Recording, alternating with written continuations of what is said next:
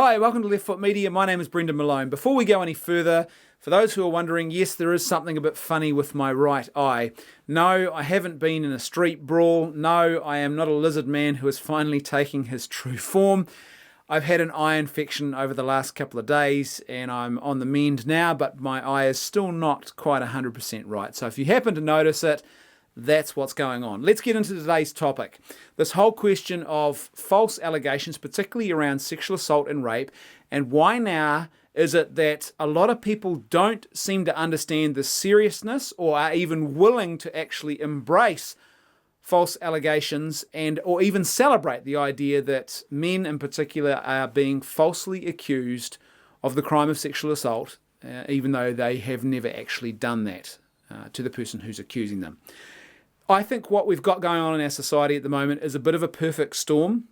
Several different currents that have all come together to create this current trend. It's been going on for a while now, but in the last couple of weeks, it really seems to have amplified, of not actually acknowledging or even attempting to downplay or even celebrate, as I've said, this idea of false allegations and the harm that they do to other people.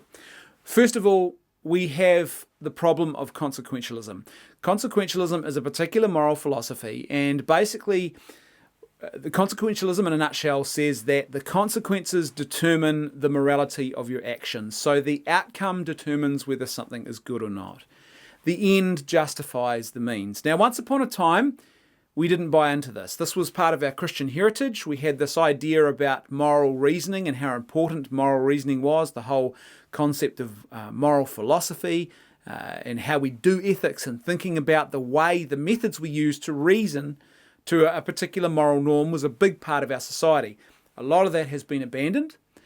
We also have a very relativistic culture, and in that sort of environment, a lot of people fall back on the end justifies the means. Hey, we got a good outcome. It must be okay, mustn't it? And people look at the situation and they say, wow, look, there's lots more guilty people who are being convicted or discovered for having committed sexual crimes. So that's a good thing, isn't it? The end justifies the means, even if, a few innocent people are caught up in the mix as well. It's not a bad thing that we're getting a much better outcome for people who are actually guilty of these crimes. Now, the problem with this is that's not how justice is supposed to work. Justice is not justice at any price. Justice in a healthy and humane and ethical society is supposed to be justice with justice. So you don't get your justice by any means possible. You get your justice while at the same time still acting in a way that is faithful to justice, that is just in and of itself, and that is not actually destroying, regardless of how small a group it happens to be, a whole lot of innocent people's lives in the process of trying to get the good outcome of convicting or punishing more of the guilty people. Second current that plays into this mix is this modern trend towards utopianism. A lot of people now have become very idealistic, and there's lots of reasons for this. I think part of it is we've sort of forgotten our recent history, and so there is a resurgence of different types of utopianism, and basically someone who has a utopian outlook basically believes that we are progressing towards something, or we can progress ourselves towards an almost perfect society. And utopianists, what they tend to do is they tend to think that we can create this perfect world, that we can create systems that will solve all of the problems. And there's no doubting, I'll talk more about it in a minute, that when it comes to successful prosecutions of people for sexual crime, it is notoriously difficult to achieve successful prosecutions. And instead of accepting that this might be just a reality that we have to live with because of the fact that we can't solve every problem, if you're a utopianist, you tend to think that we can create or manufacture a solution, that there is no problem that cannot be solved by human beings. And what this does is it tends to completely ignore, downplay, or even overlook human fallibility, human nature, the frailty of human nature, the fact that human nature is prone to making grievous errors, and the fact that you want to actually create systems that don't just achieve a certain outcome, but which also guard against the vulnerabilities of human nature. Now, if you're a utopianist, though, your main priority is going to be building this utopia, fixing this problem. And obviously, sexual assault and rape is a pretty heinous problem. But if, as I said, if you have a utopianist approach, then your thinking tends to be, well, we're going to create a system to fix this, rather than someone who's not a utopianist who is willing to actually say, well, there's some things I don't think we can fix. And unfortunately, that means we have to live with the greyness and the difficulties when, despite our best efforts, we're not slouching here, we're not doing nothing, but despite our best efforts, you still have injustice that happens. People are able to get away with things. But we have to live with that reality, because otherwise we end up with this consequentialist type approach to justice, whereby anything goes. And it doesn't matter how we're getting there, and even if we're creating a whole lot of other innocent victims along the way. Third problem that we've got is there is a small but very vocal minority of what I would call people who have bought into what I call toxic feminism. And perhaps in a future video I might look at this question: what are some of the hallmarks of toxic feminism? But one of the hallmarks of toxic feminism is this idea that males and females, it's a very false understanding of human history. It's often very naive. It either completely misunderstands or misrepresents true history, or it is just tells a whole lot of flat-out falsehoods about human history when it comes to the relationships between males and females throughout history, and basically embraces and promotes this idea that males and females are locked in a bitter battle, and that it's been all about one-way traffic, males dominating females and the most prejudicial and horrific ways. And now, and one of the other things that goes hand in hand often with toxic feminism is this Marxist idea that we are caught up in some sort of class struggle. It's about one group overthrowing another group, and so of course the toxic feminists believe they're engaged in an overthrow of the evil patriarchy. The patriarchy is the bourgeoisie, and they are part of the proletariat, the oppressed class. You have an oppressor class and an oppressed class, and they are fighting back. And of course, it's a violent revolution. And in violent revolutions, you break a few eggs, and this is just payback. I've seen people effectively suggesting this on social media in the last couple of weeks, that, well, now you know what it's like to be a woman, and this sort of injustice is actually acceptable because now we're turning the tides, we're taking the system back, and now you're going to feel what it's like to be on the receiving end, or this injustice here pales in comparison to centuries of injustice that have been perpetrated against us, because of this whole idea that everything male-female is about this Marxist dialectical between oppressors and oppressed. It's not nuanced, it's very fundamentalist, it's very militantly black and white, and it's also very dangerous. And so some people are actually celebrating the injustice of innocent men having their lives ruined because of false allegations, and that's obviously not a good thing. And the last thing that sort of plays into this problem and really amplifies it, is the advent of social media. Now, social media is not a bad thing. Social media is a great technology and it's a great tool. We're on it right now. The problem, though, is that social media basically opens up, internationalizes, makes it far easier for anybody to get into the public square very loudly with a very large audience and to say whatever they want, regardless of whether it's true or false. You see, once upon a time, things were such that even if you wanted to wander into the town square and start making false allegations, it was a very limited audience. You had to do that in public. There were certain safeguards and protections that were just inherent in the way things were, but now technology has changed all that. And so when you add this into the mix, you have fertile ground for basically witch hunts and for, I guess, the equivalent of like a satanic panic, where things just get out of control. Now, people in response will often say, but Brendan, what's the big deal? It's, only a very small percentage of sexual assault or sexual allegations, of sexual offending are actually false. So what's the big deal here? And I guess this is the real crux of the matter, even if it is only, say, 2% or 3%. So 2 or 3 out of every 100 cases of sexual allegations, only 2 or 3 of the males who are accused, or the people who are accused, are actually being falsely accused and are totally innocent. Now, it can be tempting to think of this as in the terms of pure statistics and say, well, it's only 3%, what's the big deal? But the problem is, that's real human lives that you're talking about. They are human persons. They have profound dignity. They have basic rights that you and I should also be, all of us should be entitled to, and that should be respected as a matter of course.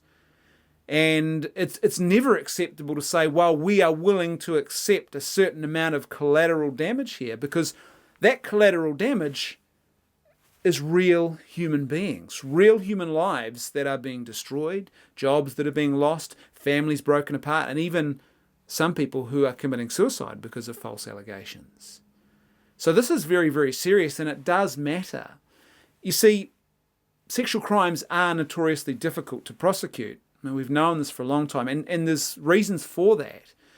Often these crimes, when it comes to prosecute them, the allegations are what perhaps you might call historic. I mean, it might only even be by a couple of months or a couple of years. But what happens is often in these cases, you don't have the physical evidence you need. It hasn't been collected. And it's understandable how this can happen. But what that means is it's not sort of perhaps a typical crime type court case where you can look at forensic evidence of some kind or other and try and make a case. So instead it becomes a question of allegations versus character. And this is probably the most difficult way to determine the guilt or innocence of a person. Because a person can seem to be totally lacking in credibility and reliability, but in actual fact, they are telling the truth. And vice versa, someone can seem like the most credible and virtuous person in the world, and in actual fact, they are telling the biggest lie of all, and they are a criminal. So it's a very, very bad way of trying to determine guilt or innocence. And on top of that, what happens is the people who perpetrate these heinous crimes, they tend to have two character traits in common. Number one is they tend to be manipulative. So if it's a debate about a person's character versus allegations that are made against them, they have a public persona around people they carefully cultivate and they can appear to be the most virtuous person in the world. But then when they commit these predatory and heinous violations in private, they're a completely different person. And so this manipulation works in their favour all of a sudden because they're able to turn up with a whole lot of character witnesses that make them sound like the most virtuous person in the world. On top of that, these people tend to be predatory. And what predators do is they pick out vulnerable victims. They pick out people who are more likely to be vulnerable. They don't pick out strong people. They go for people in a predatory way who they know are going to be easy to manipulate or victimize. And so what that means is that often for people who are victims of sexual assault or sexual crimes is that they have brokenness in their own life. And so all of a sudden when it comes to a trial, that brokenness, they get re-victimized all over again. In effect, that brokenness can be used against them. They've been chosen as a victim originally because of the brokenness and difficulty in their life, because they're vulnerable. And then that vulnerability is often used against them. And so it's notoriously hard to actually prosecute these types of crimes. But the problem is that's one of the weaknesses. It's one of the natures of the fact that we are human beings. We're fallible. Our human systems are also going to be fallible too. That they are not foolproof, they are not robust. And this is one of the realities that we have to live with. Now, if you're a utopianist, like I said, you're going to struggle with that. And you're going to falsely believe that we can somehow make the system foolproof, or that perhaps we, if you buy into a very consequentialist approach or a very toxic feminist, we're at war approach, then you are willing to actually sacrifice people in order to achieve what you think is going to be a better outcome. And the problem is, like I said, we're talking about real human beings here and real human lives. It's not justice at any price. It's justice with justice, and that's the way it should be, because the last thing you want to do is you don't want to live in a world where we're actually rewarding people and merely for allegations, and we're finding people guilty based solely on allegations. So you see that this is the key question here. How do we know for certain whether an allegation is part of that 3, 4, 5, 6%, whatever it is, of false allegations, or whether it's part of the other 94, 95, 96% of true allegations? How do we know which it is? Well, the only way we can know that is with due process, not merely based on an allegation.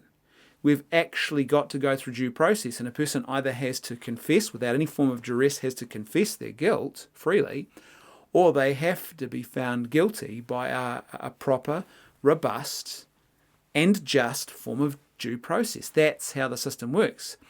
And what that means is you're going to have to live with the fact that we can't necessarily achieve the most just outcome in every one of those due process situations. Some guilty people are going to go free. That is one of the fallibilities, the vulnerabilities in the system. But it's really important that we remember that, don't lose sight of that, and don't start buying into this, well, if you're going to make an omelette, you've got to break a few eggs type mentality. Because when you start doing that, it probably doesn't take long for the system to actually turn on you. And sooner or later, someone will come for you. Especially if you're living in a society where you start socially rewarding people just for making allegations. Not for actually making true allegations, but just making allegations. And when you do that, you watch how quickly things will get out of control. And you will have people who will realize that they can weaponize this newfound system where we no longer presume someone is innocent until they are proven guilty. We just treat them as guilty straight away as soon as an allegation is made, and we can destroy their lives. It won't take long for the worst of human nature to start to make itself felt in that new system. And people will use this new system as a way of getting revenge, as a way of outworking their own brokenness, as a way of doing harm to other people that they might consider a political enemy or to have wronged them in some way. Human nature will spiral out of control, basically. And a lot of innocent people will get caught up in this. And as the old adage goes, it's far better that 10 guilty people go free than one innocent person ends up being imprisoned, or in this case having their lives destroyed, because we don't actually care about due process.